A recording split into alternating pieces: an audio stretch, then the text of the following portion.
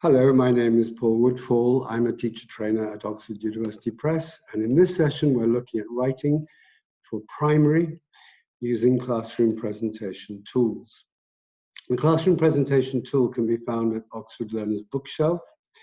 I'm now going to open my Oxford Learners Bookshelf, sign in, and when we're thinking of doing writing activities, we must of course remember that writing is usually almost always done in a context, and that context we call schemata, and that we have to activate vocabulary and language structures that we want our students to practice. So, having found my book, I now open the book and we come to the last page that it was left on. I like to use the bookmark function, which is here, to bookmark a page, and that allows me to go to tile view and immediately find the bookmarked pages. As you can see, the actual context, the schemata, is about houses. I'll just push this page up for you, make it a little bit bigger so you can see it, and here we have it. Identifying main and minor characters in stories, article, understanding the setting. So we're looking at setting and characters, and the writing activity is to write a journal entry. Let's go to that writing activity, and here we have it. Zoom out, and you can see double page spread of the actual writing activity that I've bookmarked. Going to one page view, I would ask my students to look at the activity. I click on focus up here on the left, and first of all say, okay, this is a diary, and in this diary we have a convention at the beginning of a diary. What do we write? Of a journal, we write the date. Can you find the date? And we click here, and automatically we can give feedback to students who've said, yes, it's Thursday, May 23. Also, we can, if we wish, just click out of there and leave the focus tool, make it a little bit bigger with the zoom, and we see up here a note, an audio note. I can record audio notes up here with the memo function, or I can put in text notes as well. Now, I've already done the recording of this model that I want my students to focus on, and I ask them to listen. Now that we know the date, I ask them to listen and follow. And as they're listening, to underline the rooms in the house that they can hear. Thursday, May 23. Today I went to my friend Tula's house. First, we ate a snack in the dining room. Tula's mum gave us watermelon, and it was yummy.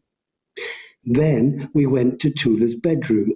So we would play the recording, and then we would say to students, okay, have you underlined the, let's make that bigger with my highlighter here at the top page. Have you underlined dining room? Yes, you have. Well done. What else? Elicit bedroom, and of course, living room. Then if we wish, we could use another color and say to the students, now that we've listened and read, can you circle the verbs in the story? And we might use yellow for circling the verbs. And these verbs in yellow are different to the verbs in blue. Why are they different, children? Why am I circling these verbs in blue? Oh yes, then the child says to me, there's another one which should be yellow, and it's here. Good. So we elicit, in the model, we elicit regular and irregular verb forms. We can then, if we wish, choose green and say, okay, what are the words that help the story? Okay, let's put them into a rectangle first, then, etc.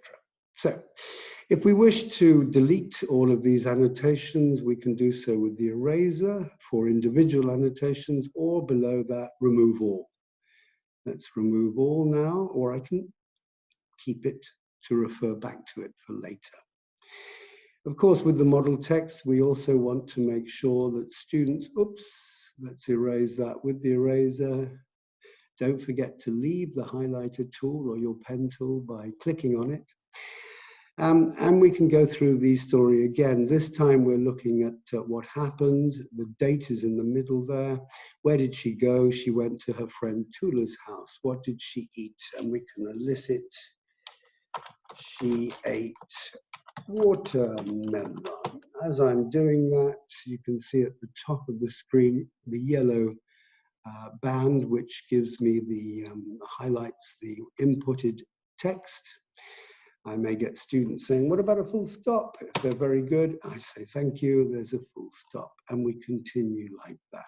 What did she do? Then she watched a funny movie. And again, it's highlighted at the top.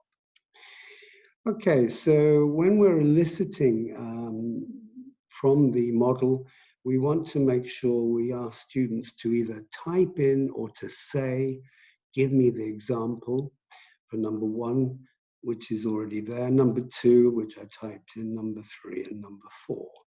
When they have done that and we're happy to move on to the next page, we then think about a real example and we elicit from them. Can you give me the name of a friend you went to see? Okay, so Luca or Luke, yes, you went to Luke's house. Okay, when did you go? Tuesday, and we would write in March 15. Wow, very good. Okay, and what did you eat when you went to? Okay, so first you ate, good, and we would type in responses. We would be able to clear these responses with another student and ask for their examples as well. And this means that we're able to include several children in our live session and give them their examples, which they can copy down as we're typing them in. Finally, we say to them, okay, now you've done the plan.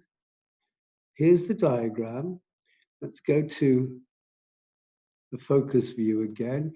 You've done your plan. Now let's look at the writing itself. I'd like you now to go to your desk quietly at home and to fill in the model, or to copy the sentences and complete them in your notebooks.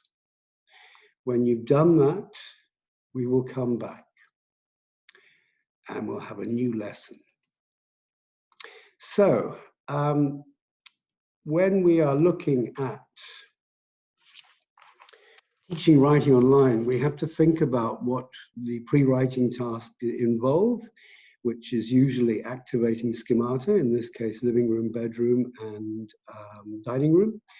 And we also need to think about vocabulary and structure as we're studying a model text. We want to interact with the kids to make sure that they're on board and they know what to do before they write their drafts.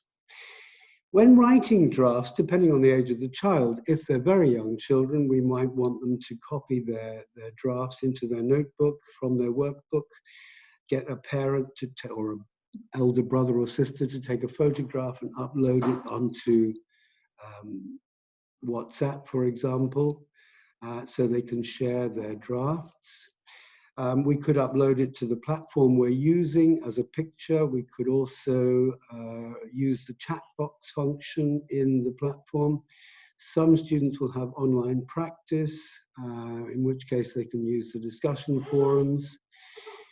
When we are editing our work, we would do so in a synchronous live session, referring back to the model and showing the work that the students have sent in through the platform. As I say, Very young students may just wish to show in front of the camera their sentences. Older students, we could get them to upload onto an online platform, whatever it is you're using. You may even have a checklist that you want them to refer to, or the book has a checklist. In terms of assessment, briefly, I would like to promote fluency above accuracy in these kind of activities, and remind you that keeping journals is a very good exercise for young students to be able to practice and use the English that they have been learning in a real communicative way. For more tips and ideas about teaching from home, please go to oup.com/ELT/learn at home. I hope you found these ideas useful, and in the meantime, please stay safe, be well, bye for now.